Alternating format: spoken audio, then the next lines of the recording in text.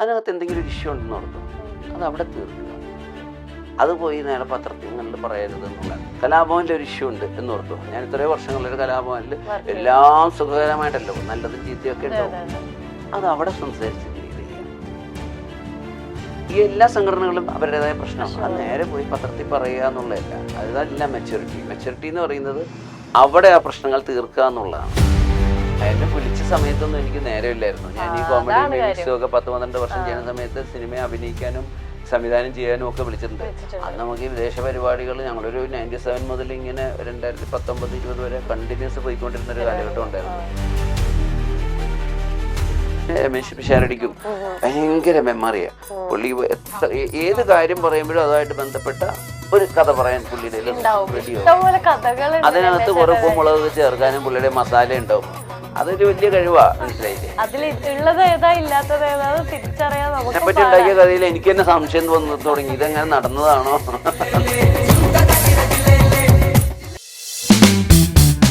കലാരംഗത്ത് ചേട്ടൻ കുറെ നാളായിട്ടുണ്ടെങ്കിലും സിനിമയിൽ അല്ലെങ്കിൽ ഇവിടെ ഇപ്പൊ ലൈറ്റും സൗണ്ടും ഇതും വെച്ചിട്ടുണ്ടല്ലോ. ഇപ്പൊ ഈ പറയുന്നവരെയൊക്കെ മാറ്റി നമുക്ക് IAS പഠിച്ച ഒരു 4 പേരെ കൊണ്ടുവന്നു കഴിഞ്ഞാൽ വല്ലതും ചെയ്യാൻ പറ്റുമോ? ഒന്നും ചെയ്യാൻ പറ്റില്ല. IASലല്ല കാര്യം, എക്സ്പീരിയൻസിലെ കാര്യം. അത്രേ ഉള്ളൂ. എന്താ ചോദിച്ചേ? അത് ചോദിച്ചത് ഇപ്പൊ കലാരംഗത്ത് ചേട്ടൻ കുറെ നാളായിട്ടുണ്ടല്ലോ, എന്തോ ഈ അഭിനയം എന്ന് പറയുന്ന മേഖലയിൽ അല്ലെങ്കിൽ സിനിമയിലേക്ക് ചേട്ടൻ അധികം അങ്ങനെ ഇതായിട്ട് വന്നിട്ടില്ല. അതിനുവേണ്ടി ശ്രമിച്ചിട്ടില്ല ഞാൻ. അതെന്താണ്? എന്നെ ആരും വിളിച്ചിട്ടില്ല. എന്നെ വിളിച്ച സമയത്തൊന്നും എനിക്ക് നേരമില്ലായിരുന്നു. ഞാൻ ഈ കോമഡി മ്യൂസിക്കും ഒക്കെ 10-12 വർഷം ചെയ്യുന്ന സമയത്ത് സിനിമയെ അഭിനയിക്കാനും സംവിധാനം ചെയ്യാനും ഒക്കെ വിളിച്ചിട്ടുണ്ട്. അന്ന് നമുക്ക് ഈ വിദേശ പരിപാടികൾ ഞങ്ങളൊരു 97 മുതൽ ഇങ്ങനെ 2019-20 വരെ കണ്ടിന്യൂസ് പോയിക്കൊണ്ടിരുന്ന ഒരു കാലഘട്ടം ഉണ്ടായിരുന്നു. പിന്നെ അതിനു പുറമെ ചാനൽ പ്രോഗ്രാം ഉണ്ടായിരുന്നു, അത് കണ്ടിന്യൂസ് പോകുന്നു. പിന്നെ ഞാൻ എല്ലാ ട്രിപ്പ് കഴിഞ്ഞ് വന്നാൽ ഒരു വീഡിയോ കാസറ്റ് ഉണ്ടല്ലോ. വീഡിയോ കാസറ്റ് എന്ന് പറഞ്ഞാൽ എൻ്റെ ഒരു കാസറ്റ് എഡിറ്റ് ചെയ്യുന്നത് 300 മണിക്കൂർ 400 മണിക്കൂർ എഡിറ്റിംഗ് ഉണ്ട് എനിക്ക്. അപ്പൊ അതിന്റെ വർക്കുണ്ട്. പിന്നെ ഒരു 10-15 പ്രോഗ്രാം ഒരു മാസം ഉണ്ടാവും. ഇതിന്റെ ഈ ഗ്യാപ്പിൽ ഉറക്കം ഉളച്ചിട്ട് വന്നു ബാക്കി ജോലികൾ ചെയ്യാം. അപ്പോ ഈ പറഞ്ഞ പോലെ നമുക്ക് മറ്റുള്ള നേരമില്ലാത്ത, നേരമൊക്കെ ഉള്ള സമയത്ത് ഇപ്പൊ ആരും വിളിക്കണില്ല. ഇല്ലാത്തപ്പോ കുറ്റബോധം തോന്നുന്നുണ്ട്. അന്ന് ഞാൻ 500 എപ്പിസോഡ് തീർത്തില്ലേ, അതിന്റെ അതൊരു വലിയ റെക്കോർഡായിരുന്നു. അപ്പൊ ഞാൻ ഇത് താമസിക്കുന്നത് എന്റെ സ്റ്റുഡിയോ തൊട്ട് പറയില്ല. ഇവിടുന്ന് 5 അടിയേ ഉള്ളൂ നടക്കാനായിട്ട്. അപ്പൊ ഞാൻ ഇവിടുന്ന് രാവിലെ അല്ല, ഞാൻ ഇവിടുന്ന് എഴുന്നേക്കുമ്പോൾ താമസിക്കും. കാരണം ഞാൻ വന്ന് കിടക്കുന്നത് 12 മണിക്കായിരിക്കുമല്ലോ. എന്നിട്ട് ഞാൻ രാത്രി അവിടെ വർക്ക് കഴിഞ്ഞ് 11 മണിക്ക് ഇവിടെ വരുമ്പം എന്റെ മക്കൾ ഇവിടുന്ന് ഉറങ്ങിയിട്ടുണ്ടാവും. ഞാൻ എഴുന്നേക്കുന്നതിന് മുമ്പ് മക്കൾ സ്കൂളിൽ പോയിട്ടുണ്ടാവും. അപ്പൊ ഇടക്കൊന്ന് മോള് ചോദിക്കും, നമ്മളമ്മ കണ്ടിട്ട് ഇപ്പൊ ഒരാഴ്ച ആയിട്ടാന്ന് പറയാം. ഞാൻ വീട്ടിൽ തന്നെ താമസിക്കണത്, പക്ഷെ കാണാറില്ല. അത് പിന്നെ വൈഫ് എല്ലാ കാര്യവും നോക്കിക്കോളായിരുന്നു. അപ്പൊ അതൊരു വലിയ ലക്കായിരുന്നു എനിക്ക്. സപ്പോർട്ടിംഗ് ആയിട്ട് കുറെ ആൾക്കാർ കൂടെ സപ്പോർട്ടിങ്. പിന്നെ പ്രോഗ്രാമിന് പോയാലും വരുമ്പോ 12 മണി 1 മണിയാവും. പിന്നെ എഴുന്നേക്കുമ്പോ നേരെ അപ്പൊ കുട്ടികൾ പോവും. നമ്മൾ പറഞ്ഞു തന്നത് അഭിനയത്തിന്റെ കാര്യം. നീ എന്താ ഇവിടെ നിക്കണത് നോക്കുമ്പോ ഇന്ന് ഞായറാഴ്ച അല്ലേ എന്ന് നോക്കുമ്പോ ഓഹോ ഇന്ന് ഞായറാഴ്ചയാണല്ലേ, ശനിയാഴ്ചയാണല്ലേ എന്ന് നമ്മൾ അറിയുന്നത്. ദിവസങ്ങൾ പോണത് അറിയുന്നില്ല. അപ്പം അഭിനയത്തെ കുറിച്ചായിരുന്നു നമ്മൾ പറഞ്ഞു തന്നത്. ഇപ്പൊ അഭിനയിക്കാൻ ആഗ്രഹം ചേട്ടൻ ഉണ്ടായിരുന്നോ? ശരിക്കും അഭിനയം ഒരു ഇഷ്ടമുള്ള ഒരു എന്റെ ഒരു പാഷൻ അല്ല അത്. അല്ല, എനിക്ക് എന്റെ ഒരു പാഷനിൽ കുറെ പേര് പറയാറുണ്ടല്ലോ, മിമിക്രിയിലുള്ളവരും മറ്റും. എനിക്ക് അഭിനയമാണ് എന്റെ പാഷൻ. എല്ലാരും സിനിമയിൽ എത്താനാണ്. ഞാൻ അന്ന് എനിക്ക് അവസരങ്ങൾ ഉണ്ടായപ്പോ ഞാൻ പോയിരുന്നില്ല സത്യം പറഞ്ഞാല്. ഇപ്പൊ അത്രയും തിരക്കില്ലാത്ത സമയമാണ്. പക്ഷെ എനിക്ക് കലാഭവന്റെ പ്രവർത്തനങ്ങളുമായിട്ടും കലാഭവന്റെ കേസുകൾ എന്തെല്ലാം പ്രശ്നങ്ങളാണ് ഓരോന്ന് കഴിഞ്ഞ് ഇങ്ങനെ പോയിക്കൊണ്ടിരിക്കുക. അതെല്ലാം ഡീൽ ചെയ്യാന്ന് പറഞ്ഞാൽ തന്നെ അത്യാവശ്യം നല്ല. ഇന്നിപ്പോ ഞാൻ രാവിലെ അങ്ങോട്ട് പോകേണ്ടതായിരുന്നു, നിങ്ങൾ വരുന്നോണ്ടെന്ന് ഞാൻ പോകാത്ത. ഞാൻ പറഞ്ഞില്ലേ റീസൺ ഉണ്ട്. അപ്പൊ അതിൽ ഞാൻ വളരെ ഇൻവോൾവ് ആണ്, എൻ്റെ കാര്യങ്ങളിൽ ഇൻവോൾവ് ആണ്. പിന്നെ സ്റ്റേജ് ഷോസ് ഉണ്ട്. സ്റ്റേജ് ഓണത്തിന്റെ ബുക്കിംഗ് വന്നു തുടങ്ങി ഇപ്പൊ തന്നെ. അപ്പൊ അതിനകത്ത് നമുക്കതൊരു നമ്മുടെ ഒരു ലൈഫിന്റെ പാർട്ടാണ് സ്റ്റേജ് എന്ന് പറഞ്ഞാല്. ചിലവർക്ക് കുറച്ചാൾ കഴിയുമ്പോൾ സ്റ്റേജ്, പലർക്കും സ്റ്റേജ് എന്ന് പറഞ്ഞാൽ പോകുന്ന വഴിക്കുള്ള ഒരു ഇടത്താവളമാണ്. എന്റെ മെയിൻ താവളം. ചേട്ടന്റെ എന്താ പറയാ ഇഷ്ടം, നേരത്തെ പറഞ്ഞ പോലെ ഏറ്റവും ഇഷ്ടപ്പെട്ട് ചെയ്യുന്ന ഒരു സാധനമാണല്ലോ. എനിക്ക് മാത്രമല്ല കേട്ടോ, പല ജോലികൾ ചെയ്യുന്ന വലിയ ഉദ്യോഗസ്ഥന്മാരും ഓഫീസിൽ ചെന്നിട്ട് എന്നൊക്കെ പറയുന്ന ഞാൻ കണ്ടിട്ടുണ്ട്. അപ്പൊ ഞാൻ മനസ്സിനകത്ത് ആലോചിക്കും, ഇവരിഷ്ടമില്ലാതെ എന്തിനാ ഈ ജോലി ചെയ്യുന്നത്? വയറ്റിപ്പഴപ്പിന് വേണ്ടി മാത്രം ചെയ്യുന്ന ഒരുപാട് പേരുണ്ട്. ഏറ്റവും ടോപ്പ് ലെവലിലുള്ളവർ വരെയുണ്ട്. എൻജോയ് ചെയ്യാൻ പഠിക്കുക നമ്മളെന്നത്. ചെയ്യുന്ന ജോലി ഇഷ്ടപ്പെട്ട് ചെയ്യാ. ഇഷ്ടപ്പെട്ട് ചെയ്യുക. ഇന്നിപ്പോ കാണാൻ സാധിച്ചു, ഇന്ന് നമ്മളുമായി പരിചയപ്പെടാൻ അതെ അതെ സാധിച്ചു, അതെ അതെ ഇന്ന് അതെ ഇവിടെ അതെ ഒന്ന് അതെ ചെയ്യാൻ എനിക്ക് നിങ്ങളുടെ അടുത്ത് സംസാരിക്കാം, എനിക്ക് അതെ കുറച്ച് അതെ ആളുകളുടെ അടുത്ത് ജനങ്ങളോട് കുറേ കാര്യങ്ങൾ നേരിട്ട് പറയാൻ കഴിഞ്ഞു. അപ്പോൾ അതിനകത്ത് ഞാൻ ഇന്ന് തൃപ്തിയോടെ ഇന്ന് നിങ്ങൾ പോകുമ്പോൾ ഞാൻ ഇരിക്കുക, ഹാപ്പി ആയിട്ടിരിക്കും. ഹാപ്പി ആയിട്ടിരിക്കാനായിട്ട് പഠിക്കുക. ആ. മനസ്സിലായി? ഞാൻ അങ്ങനെയാണ് പോകുന്നത്. മനസ്സിലായോ? ഭക്ഷണം കഴിച്ചു കഴിഞ്ഞാൽ നമ്മൾ സന്തോഷം, ഇന്ന് നല്ല ഭക്ഷണം കഴിച്ചു, ഇനി പുറത്തോട്ട് പോയി കഴിയുമ്പോൾ അത് പോയിട്ടൊരു കാര്യം കഴിഞ്ഞ് തിരിച്ചു പോയ കാര്യം നടന്നു. നടന്നു. എല്ലാത്തിനും നമ്മൾ അതിനെ പോസിറ്റീവായിട്ട് കാണുകയും എല്ലാം ചെയ്യുക എന്നുള്ളതാണ്. ഇപ്പൊ ഇപ്പത്തെ കരിയറിൽ ചേട്ടൻ ശരിക്കും സാറ്റിസ്ഫൈഡ് ആണെന്നാണ് പറയണത് അല്ലേ? 100% ഞാൻ one of the happiest person in the world.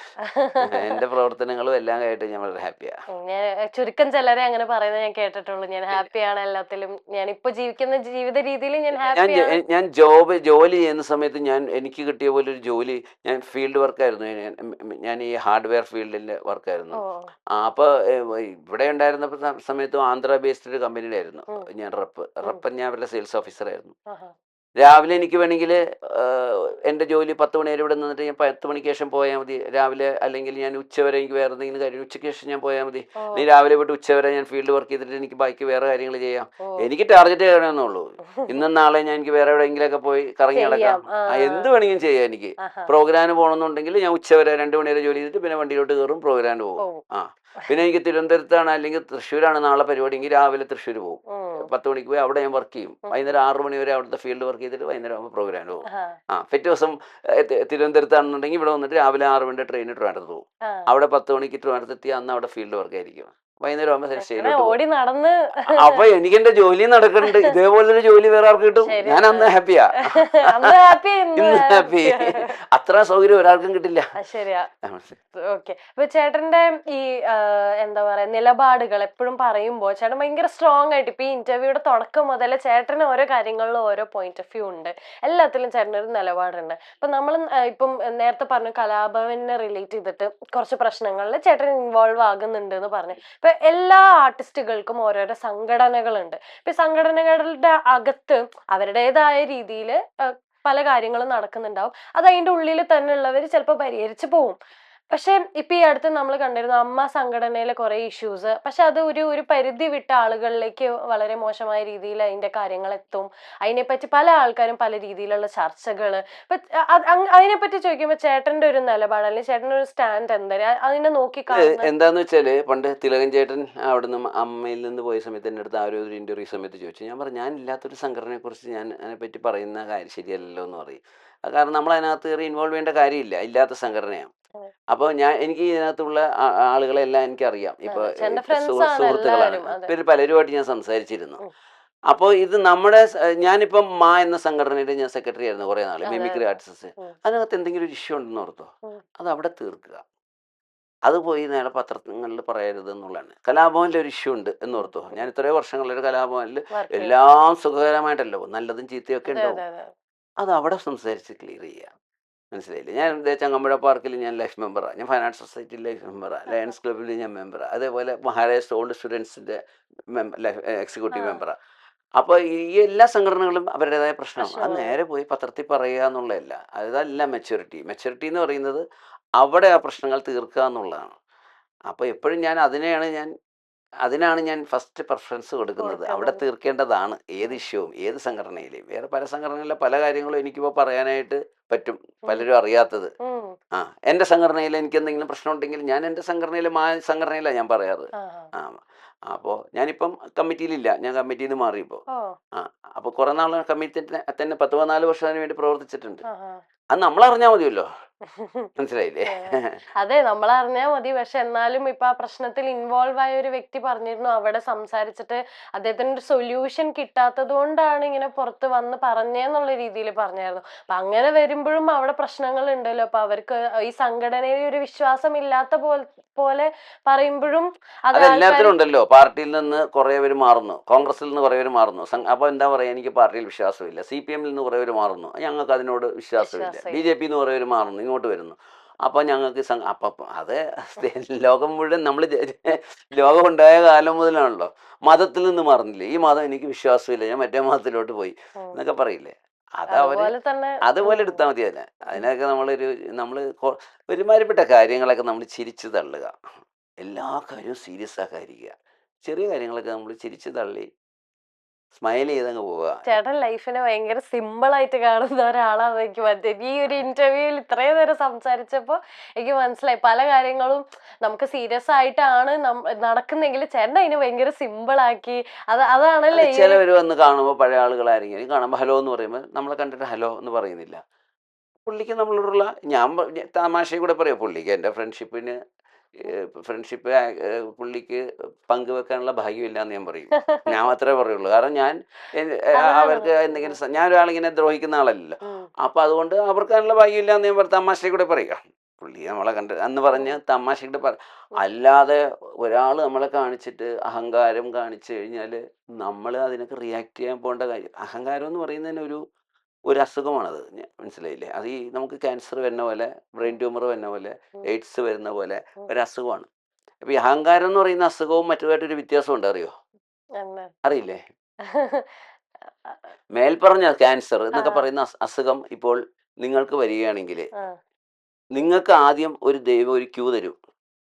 പനിയായിട്ട് സിംറ്റംസ് തരും, ക്യൂ തരും. പക്ഷെ ഈ നമുക്ക് 4 പേർക്ക് അത് മനസ്സിലാവില്ല. അഹങ്കാരമാണ് നിങ്ങൾക്ക് വന്നെന്ന് ഓർത്തോ. നിങ്ങൾക്ക് മാത്രം ക്യൂ കിട്ടൂല, ഞങ്ങൾക്കൊക്കെ ക്യൂ കിട്ടും. അഹങ്കാരം വന്നോ, നിങ്ങൾക്ക് ഈ സാധനം വന്നു തുടങ്ങിയിട്ടുണ്ടെന്ന് നിങ്ങൾക്ക് ക്യൂ കിട്ടൂല. ഞങ്ങൾക്കൊക്കെ മനസ്സിലാവും പുള്ളിക്കാരിക്ക് ഇപ്പൊ ഒരു അഹങ്കാരം വന്നിട്ടുണ്ട്, ഞാൻ ഇപ്പൊ തുടങ്ങണമെന്നൊക്കെ ചോദിച്ചിട്ട് മനസ്സിലായി. പക്ഷെ അത് സ്വയം മനസ്സിലാക്കണവരുണ്ട്. എനിക്ക് അഹങ്കാരം വന്നു തുടങ്ങി എന്ന് മനസ്സിലാക്കാൻ പറ്റുന്നതാണ് മെച്യൂരിറ്റി എന്ന് പറയുന്നത്. മനസ്സിലായില്ലേ? അതെല്ലാവർക്കും കിട്ടണമെന്നില്ല. ഈ അഹങ്കാരവും നമ്മളെ കോൺഫിഡൻസും തമ്മിൽ ഭയങ്കര വ്യത്യാസം ഉണ്ടല്ലോ. നമുക്കൊരു കാര്യത്തില് കോൺഫിഡൻസ് ഉള്ളതും അതിന്റെ പേരിൽ അഹങ്കരിക്കുന്നതും രണ്ടാണ്. ഓവർ കോൺഫിഡൻസ് പാടില്ല.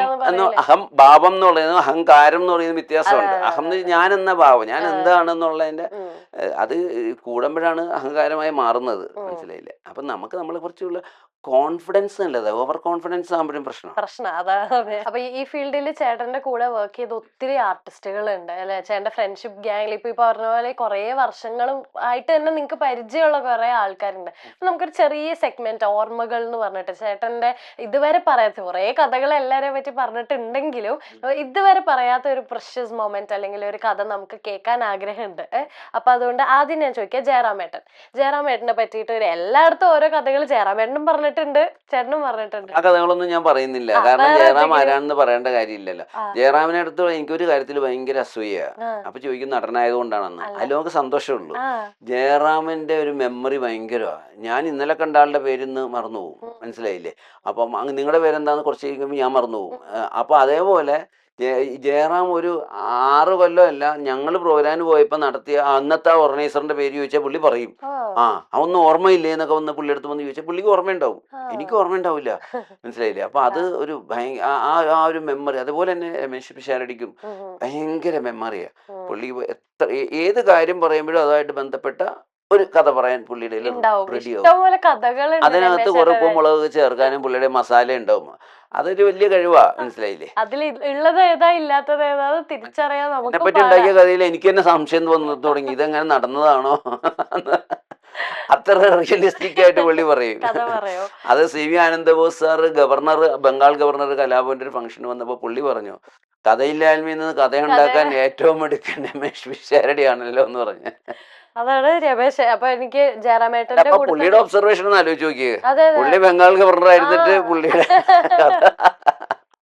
എല്ലാവർക്കും അറിയാം രമേശ് ചേട്ടൻ ഇങ്ങനെ കഥകൾ പറയുമ്പോ ചില കഥകൾ നമ്മൾ തന്നെ ഇതൊക്കെ ഉള്ളതാണോ അത് വെറുതെ തള്ളത്, പക്ഷെ നമുക്ക് വിശ്വസിക്കാൻ പറ്റില്ല. ചിലപ്പോ ഉള്ളതാണെങ്കിലും അങ്ങനെ കഥ പറഞ്ഞ് ഫലിപ്പിക്കാൻ ഭയങ്കര. അപ്പൊ ഞാൻ ജയറാമേട്ടനെ പറ്റിയാ ചോദിച്ചെങ്കിലും എനിക്ക് അഡീഷണൽ പിഷാരടിനെ കുറിച്ചും കൂടെ കിട്ടി, ബോണസ് കിട്ടി.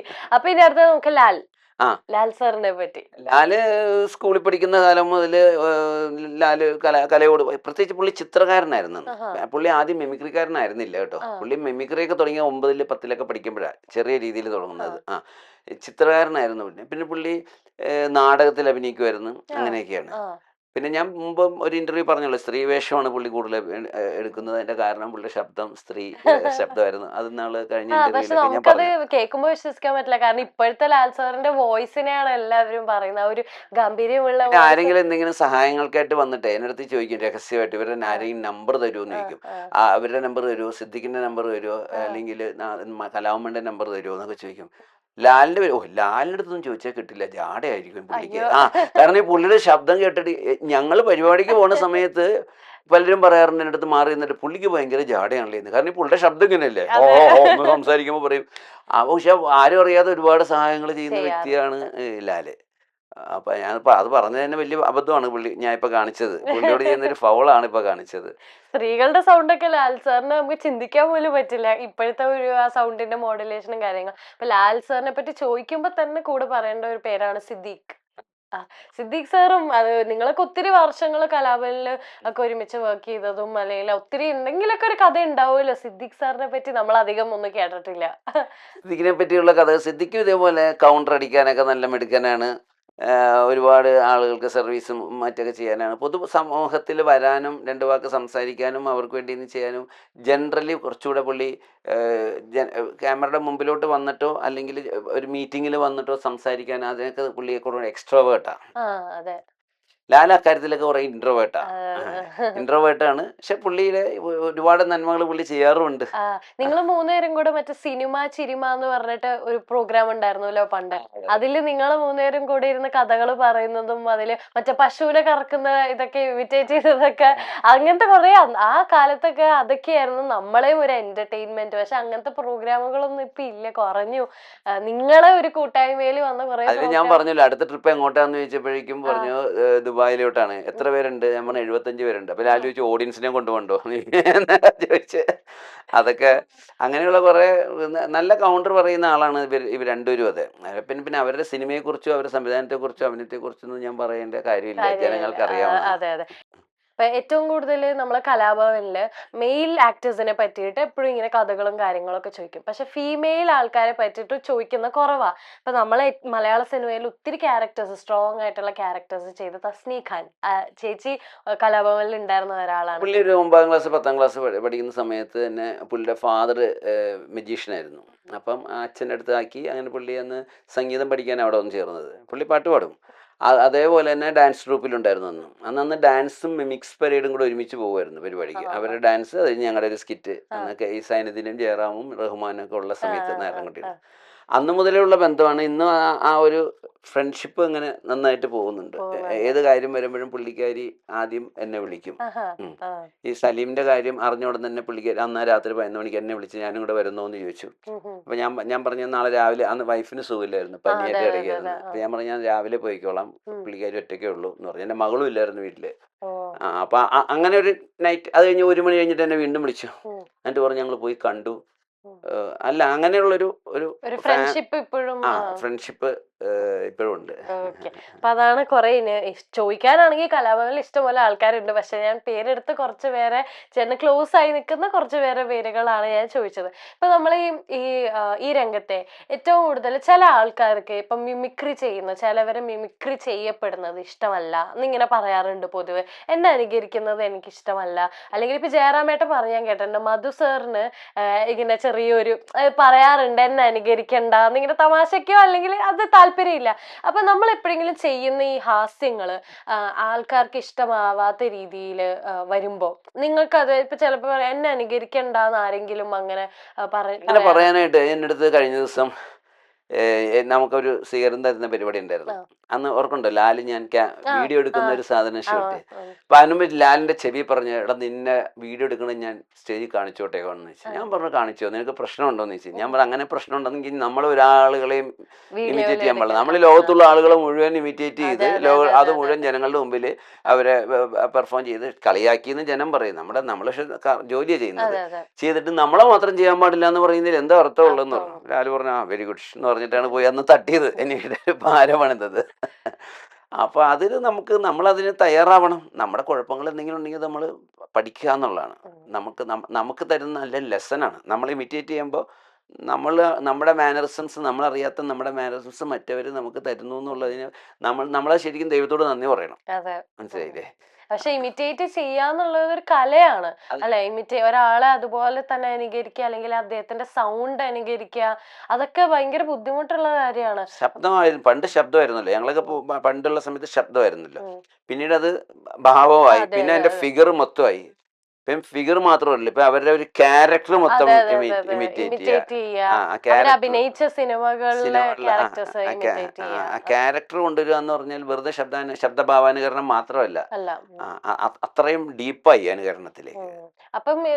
പിന്നെ അതുപോലെ അനുകരിക്കുമ്പോൾ അല്പം എക്സാജറേറ്റ് അനുകരിക്കുകയായിരുന്നല്ലോ നമ്മുടെയൊക്കെ ഒരു രീതി. ഇപ്പൊ അതും മാറി, കറക്റ്റ് ലൈഫില്ലേ, അത് അനുകരിക്കുന്ന രീതിയിലോട്ട് വന്നിട്ടുണ്ട്. അപ്പൊ ഈ എക്സാജറേഷൻ ചെയ്യുന്നത് കൊണ്ടായിരിക്കും അന്ന് ഇപ്പൊ ചില ആക്ടേഴ്സ് ഒക്കെ പറഞ്ഞിട്ടുണ്ടാവാ, അവരുടെ ഫീലിംഗ് അതായിരിക്കാം, ആയിരിക്കാം. അങ്ങനെ ഹേർട്ട് ആവോ ശരിക്കും നമ്മളെ ഒരാളെ? ഓരോരുത്തരുടെ ആറ്റിറ്റ്യൂഡ് അല്ലേ. ഓരോരുത്തര് കാണുമ്പോ നമ്മൾ ഒരു സ്ഥലത്ത് വന്ന് വരുമ്പോൾ നമ്മളോടുള്ള ആറ്റിറ്റ്യൂഡ് പോസിറ്റീവ് ആയാലും നെഗറ്റീവ് ആയാൽ നമുക്ക് ഹേർട്ട് ആവുന്നവരുണ്ട്, പിന്നെ അങ്ങോട്ട് ഒരിക്കലും കേറില്ല എന്ന് പറയുന്നവരുണ്ട്. അവർക്ക് നമ്മളെ മൈൻഡിലേക്ക് പോവില്ലേ എന്ന് പറഞ്ഞ് നമ്മൾ ജീവിക്കുന്നവരുണ്ട്.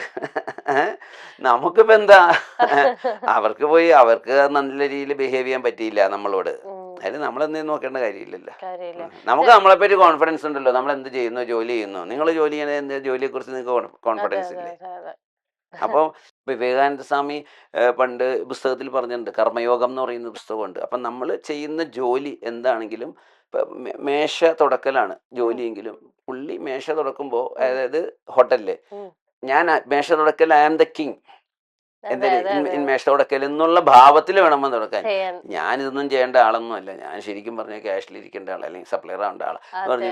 ആ തുടക്കലിനൊരു വ്യത്യാസമുണ്ട്, മനസ്സിലായില്ലേ? സപ്ലയർ വരുമ്പോൾ ചില സപ്ലൈസ് കണ്ടല്ലേ, നമ്മളൊന്ന് കണ്ടു കഴിഞ്ഞാൽ തന്നെ എന്താ കഴിക്കാൻ വേണ്ടതെന്ന് വെച്ച് കഴിഞ്ഞാൽ അവർ മുഖത്ത് നോക്കൂല, ചായ, കാപ്പി, masala dosa, chicken breast, mutton fry ഇങ്ങനെ പറയുള്ളൂ, മനസ്സിലായില്ലേ? താഴെ അവിടെ ഇവിടെയൊക്കെ നോക്കിക്കൊണ്ട് പറയുള്ളൂ, പൊറോട്ട, ചപ്പാത്തി, ഇടിയപ്പം.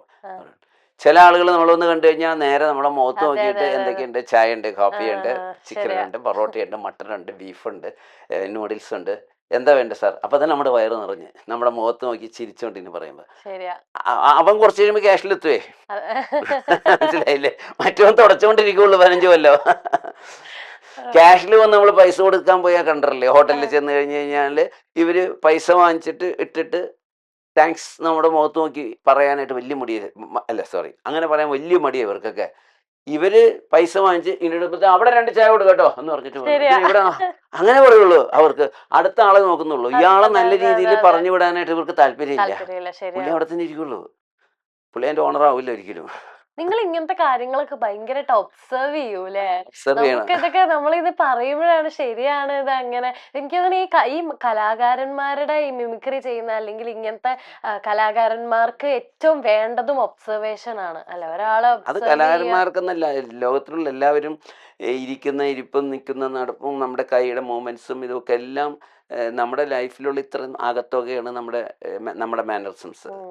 ഒരു 20 കൊല്ലം മുമ്പ് നോക്കിയാൽ എൻ്റെ മാനറിസംസ്, ഞാൻ ഈ കൈ അനങ്ങുന്ന പിടിക്കുന്ന ഉണ്ടാവില്ല, അതിൽ വ്യത്യാസം ഉണ്ടോ? അതിനെക്കുറിച്ച് റിസർച്ച് ചെയ്യുന്നവരുണ്ട്. അത്രയും നമ്മൾ അത്രയും നമ്മൾ കീനല്ല, ഡീറ്റെയിൽ ആയിട്ട് നമുക്ക് നോക്കില്ല. പക്ഷെ എന്നാലും ഒരാളിപ്പോ ഈ പറഞ്ഞ ഹോട്ടലിലെ കാര്യങ്ങളൊക്കെ ശരിക്കും നടക്കുന്നതാ നമ്മൾ കാണാറുണ്ട്. പക്ഷെ നമ്മളൊന്നും അതിനെ പറ്റി അത്ര വലിയ സംസാരിക്കാറോ കാര്യങ്ങളോ ഒന്നും ഇല്ല. പക്ഷെ നിങ്ങൾ പറയുമ്പോ അതൊരു ഹാസ്യരൂപം പറയുമ്പോ കുറച്ചും കൂടെ ഇൻട്രസ്റ്റിംഗ് ആയിട്ട്. നമ്മൾ പുറത്ത് രാജ്യങ്ങളിൽ ഓരോ സ്ഥലത്ത് പോയാലേ നമ്മൾ ഏറ്റവും അട്രാക്ട് ചെയ്ത രാജ്യം ജപ്പാനാണ്. ജപ്പാനിൽ ചെന്ന് കഴിഞ്ഞാൽ നമ്മൾ എന്തെങ്കിലും ഉണ്ടോ എന്ന് ചോദിച്ചാൽ, നിങ്ങൾക്ക് ഒരു പെന്നുണ്ടോ എന്ന് ചോദിച്ചാൽ അവർ നമ്മളെ ഒന്ന് വിഷ് ഇങ്ങനെ കുഞ്ഞ് വിഷ് കണ്ടല്ലേ, നമ്മൾ ജപ്പാൻ സ്റ്റൈൽ കുഞ്ഞിട്ട് സോറി സർ, ഇങ്ങനെ വീഡിയോസിൽ കാണാറുണ്ട്. ഇങ്ങനെ വന്നിട്ട് കുഞ്ഞിട്ട് sorry sir we don't have, അതിനെ അവര് നമ്മളെ അടുത്ത് ഇത് ചെയ്യും. മറ്റേ നമ്മള് ഇങ്ങനെ ബോൾ പെന്നുണ്ടോ, ഇല്ല, മുഖത്ത് നോക്കൂല, അല്ലെങ്കിൽ അവൻ അകത്തോട്ട് പോകുമ്പോഴേ സംസാരിക്കുള്ളൂ. അപ്പോൾ സാധാരണ ഇന്റർവ്യൂവിനെക്കാളും ഹാജിറ കുറച്ചുകൂടെ വളരെ ഡിഫറെന്റ് ആയിട്ടുള്ള കുറെ ചോദ്യങ്ങൾ ചോദിക്കുകയും കുറച്ച് നല്ല കാര്യങ്ങൾ ഒക്കെ നല്ലത്, ഞാൻ നല്ലതെന്ന് വിചാരിക്കുന്ന ആളുകൾക്ക് നല്ലതാണോന്നില്ല. നമ്മൾ കോൺഫിഡന്റ് ആയിട്ട് പറയുന്നതൊക്കെ എന്ത് പൊട്ടത്തനമൊക്കെയാണ് പറയുന്നതെന്ന് പറയുന്നവരുണ്ടാവുമല്ലോ, കമന്റ്സ് വരും താഴെ, അറിയാലോ. അപ്പൊ എന്നാലും നല്ല ഹാജിറ ചെയ്യുന്ന ജോലി, ഹാജിറ ഹാപ്പി അല്ലേ? ഹാപ്പി അല്ലേ? അപ്പോൾ വളരെ നല്ല കുറേ ചോദ്യങ്ങൾ ചോദിച്ചു. ഹാജറ എനിക്ക് നല്ല രീതിയിൽ കുറച്ചൊക്കെ പറയാൻ സാധിച്ചു എന്ന് ഞാൻ വിചാരിക്കുന്നു. ചോദ്യങ്ങൾ ചോദിക്കാൻ വേണ്ടിയിട്ടല്ല, എനിക്ക് ഇപ്പൊ നിങ്ങളെ പോലെയുള്ള ആൾക്കാരുടെ അടുത്ത് നമുക്ക് കുറെ കാര്യങ്ങൾ ഇൻട്രസ്റ്റ്, നിങ്ങൾ പറഞ്ഞു വെച്ച കുറെ കാര്യങ്ങളുണ്ട്, അത് കേൾക്കുന്നതിനേക്കാളും എനിക്ക് പേഴ്സണലി ഇൻട്രസ്റ്റ് ഇല്ല. അല്ലെങ്കിൽ ഇപ്പൊ ഞാൻ കമന്റ്സ് ഒക്കെ കുറെ വായിച്ചു, അപ്പൊ അതില് പ്രേക്ഷകർക്കും അറിയാൻ താല്പര്യമുള്ള കാര്യങ്ങളാണ് ഞാൻ ചേട്ടന്റെ കുറെ ചോദിച്ചത്. പിന്നെ എൻ്റെ ഒരു പ്രോഗ്രാമിനെ കുറിച്ച് പറഞ്ഞാൽ ഞാൻ എപ്പോഴും ഞാൻ അടിച്ചിരിക്കുന്നത് ഞാനൊരു കോപ്പി കാറ്റാണ് പല കാര്യങ്ങളിലും. ആരുടെയെന്ന് വെച്ചാൽ ആവേലച്ചൻ്റെയാ. അപ്പൊ അതിനെക്കുറിച്ച് എൻ്റെ അടുത്ത് ചോദിച്ചില്ല, പക്ഷെ എനിക്ക് പറയാതിരിക്കാൻ പറ്റില്ല. അപ്പോൾ ഈ ഒരു പ്രോഗ്രാം കോർഡിനേറ്റ് ചെയ്യുന്നതിനെ കുറിച്ചും ആളുകളോട് എടുക്കേണ്ട നിലപാടുകളെ കുറിച്ചും ഒക്കെ അച്ഛൻ്റെ ഒരു ആറ്റിറ്റ്യൂഡ് നമ്മളൊരു വിദ്യാർത്ഥിയെ പോലെ നിന്നിട്ട് നമ്മൾ കേട്ടിട്ടുണ്ട്. അപ്പൊ ആ ഒരു വലിയ ഷോകള് കലാഭവനിലേക്ക് ഉണ്ടാവും, നമ്മൾ ഓർഗനൈസ് ചെയ്യാൻ ഓടി നടന്നപ്പോൾ അതാണ് എൻ്റെ യൂണിവേഴ്സിറ്റി എന്ന് പറയുന്നത്. ഞാൻ ചോദിക്കണം എന്നുണ്ടായിരുന്നു, എനിക്ക് ചേട്ടന്റെ ലീഡർഷിപ്പ്, ഇതെല്ലാം മാനേജ് ചെയ്ത് പോകുന്നതിന് ഒരു ലീഡർഷിപ്പ് ക്വാളിറ്റി വേണമല്ലോ, അപ്പൊ അത് എവിടെ നിന്നാണ് ഇൻസ്പയർ ചെയ്തതെന്ന് എനിക്ക് ചോദിക്കണം. ഇൻസ്പിറേഷൻ അച്ഛൻ തന്നെയാണ്, മനസ്സിലായില്ലേ? അപ്പൊ ഞാൻ എന്നും ഇങ്ങനെ മേക്കപ്പ് ഇടാനായിട്ട് വരുമ്പോ എപ്പോഴും അച്ഛനൊന്ന് ഓർത്തിട്ടേ ഞാനത് ചെയ്യാറുള്ളൂ. അപ്പൊ അച്ഛൻ ഒരു ഇഷ്യൂ ആയിട്ട് വന്നു കഴിഞ്ഞാൽ, അച്ഛനെ പറ്റിയുള്ള കഥ പറഞ്ഞാൽ 5 എപ്പിസോഡ് എടുക്കാനുണ്ട്. പക്ഷെ എന്നാലൊരു ഇഷ്യൂ വന്ന് അച്ഛൻ ഇയാൾ ഇങ്ങനെ ഇന്നലെ പാട്ട് പാടിയപ്പോൾ, അല്ലെങ്കിൽ ഇയാൾ ഇന്നലെ അനൗൺസ് ചെയ്തപ്പോൾ, അല്ലെങ്കിൽ സ്കിറ്റ് ചെയ്തപ്പോൾ ഇങ്ങനെ, അല്ലെങ്കിൽ അയാൾ ഇങ്ങനെ എന്തെങ്കിലും ഒരു പ്രശ്നം ഉണ്ടാക്കി, അയാൾ ലേറ്റ് ആയിട്ട് വന്നു, അല്ലെങ്കിൽ അയാൾ ഇങ്ങനെ മദ്യപിച്ചു, എന്തെങ്കിലും വലിയൊരു ഇഷ്യൂ ഉണ്ട്. അപ്പം അച്ഛൻ ചോദിക്കും, അയാളെ വിളിച്ച് വഴക്ക് പറയണോ? ഞാൻ പറഞ്ഞാൽ ഒന്ന് വാൺ ചെയ്യണം. അയാളെ ഇവിടെ നിർത്താൻ വേണ്ടി വാൺ ചെയ്യണോ, പറഞ്ഞുവിടാൻ വേണ്ടി വാൺ ചെയ്യണോ? അതാണ് അടുത്ത. എല്ലാത്തിനും ഉണ്ടല്ലോ അതിൻ്റെതായ. അതൊരു ഭയങ്കര ഒബ്സർവേഷനാണ്, മനസ്സിലായില്ലേ? അപ്പോൾ ഞാൻ ഇന്നാളൊരു മെഗാഷന് പോയപ്പോൾ ഒരു ഡാൻസ് മാസ്റ്റർ വിൻ്റെ പാട്ടിൻ്റെ ഡാൻസ് വേണം എന്ന് പറഞ്ഞപ്പോൾ തന്നെ ഡാൻസ് മാസ്റ്റർ ചോദിച്ചു, ഞാൻ വളരെ ചെറുതാണ്, ചോദിച്ചു ഇത് ഡാൻസ് ഹീറോവും ഹീറോയിനും അല്ല, ഹീറോ എഡ്യൂക്കേറ്റഡ് ആണ് അല്ലേ എന്ന് ചോദിച്ചു. എഡ്യൂക്കേറ്റഡ് ആണ്. അയാൾ എന്തുവരെ പഠിച്ചു? വലിയ IAS ആണോ അതോ ഡിഗ്രി ആണോ? ഇല്ല, IAS ആണ്. അയാൾ പെണ്ണിൻ്റെ പുറകെ നടക്കുന്ന ആളാണോ, പെണ്ണ് ഇവൻ്റെ പുറകെ നടക്കുന്നതാണോ? അല്ല, പെണ്ണിൻ്റെ പുറകെ ഇയാൾ നടക്കുന്നതാണ്, മനസ്സിലായില്ലേ? അപ്പോൾ ഇയാളുടെ ജോലി ഹൈ ലെവൽ ജോലിയാണോ? ഇയാളുടെ ഫാമിലി ഇയാൾക്ക് സപ്പോർട്ടാണോ? ഇതാണ് കുറേ ചോദ്യങ്ങൾ ചോദിച്ചത്. ഇതെന്താന്ന് വെച്ചാൽ ഡാൻസ് കമ്പോസ് ചെയ്യുമ്പോൾ ഇവരുടെ മൈൻഡില് ഡാൻസ് ഡപ്പാങ്കൊത്ത് വേണോ, ഇങ്ങനെ നിന്ന് വേണോ? IAS കാരൻ കളക്ടറായിട്ട് വന്നിട്ട് ഡപ്പാങ്കൊത്ത് ഇടാൻ പറ്റില്ല. അപ്പൊ അത് മുഴുവൻ സ്റ്റഡി ചെയ്തിട്ടാണ് പുള്ളിക്കാരി അല്ലെങ്കിൽ ഡാൻസ് മാസ്റ്റർ കൊറിയോഗ്രാഫ് ചെയ്യുന്നത്. അതൊരു വലിയ സ്റ്റഡി ക്ലാസ് ആയിരുന്നു എനിക്ക്. അപ്പോൾ അതേപോലെ ഈ ഓരോ വ്യക്തികളോട് എങ്ങനെ ഡീൽ ചെയ്യണം, എങ്ങനെ ചെയ്യണം എന്നുള്ളത്, അധ്യാപകരോട് എങ്ങനെ ചെയ്യണം, അതൊക്കെ ഒരു ഭയങ്കര സ്റ്റഡി ക്ലാസ് ആയിരുന്നു അച്ഛൻ്റെ. എനിക്കും ഈ ഒരു ഇന്റർവ്യൂ സ്റ്റഡി ക്ലാസ്, ഞാൻ കുറെ കാര്യങ്ങൾ ചേട്ടന്റെ കയ്യിൽ നിന്ന് മനസ്സിലായി, കുറെ കാര്യങ്ങൾ ഇല്ല അത് നമുക്ക് ഇന്റർവ്യൂ കഴിഞ്ഞിട്ട് ബാക്ക് ടു ക്യാമറ. ഓക്കെ, അപ്പോൾ ഏതായാലും എനിക്ക് വളരെ സന്തോഷം ചേട്ടനെ ഇന്റർവ്യൂ ചെയ്യാൻ പറ്റിയാലും, കുറെ അനുഭവങ്ങൾ കേൾക്കാൻ പറ്റിയാലും, നിലപാടുകൾ അറിയാൻ പറ്റിയതിലൊക്കെ ഒത്തിരി സന്തോഷം. ഇനിയും നമുക്ക് എവിടെയെങ്കിലൊക്കെ വെച്ചിട്ട് കാണാൻ പറ്റട്ടെ, ഇനി ഇതുപോലെ ഇന്റർവ്യൂസ് ചെയ്യാൻ പറ്റട്ടെ. Thank you so much. Okay, thank you. അപ്പോൾ ഇതുപോലെ കുറച്ചു നേരം നിങ്ങളെയൊക്കെ ബോറടിപ്പിച്ചിട്ടുണ്ടാവും. നന്ദി, നമസ്കാരം.